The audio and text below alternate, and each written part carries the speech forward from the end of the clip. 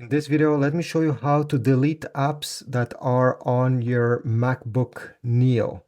So not all apps are deletable. If you want to delete something that comes included with your Mac, there's a good chance that you won't be able. But everything that you get to download from the App Store, you will be able to delete it as well. How do you do this? Well, first go on the Apple logo over here, click on it and select System Settings. Then you're going to select General on the left side and select Storage.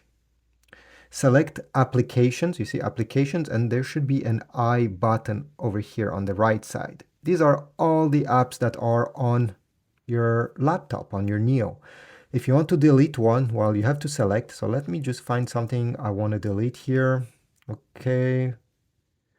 Let's say I want to delete this one, Chat Messenger. I'll click on it, make sure it's selected in blue, and then the delete button will come. I'll press delete, delete. I'll have to confirm by typing the password of my Mac. And the app simply disappeared. It got deleted. As I just said a few seconds ago, if I'm trying to delete something that comes included with the Mac, let's say the calculator, the delete button is grayed out. I cannot do it. Same thing with many other things.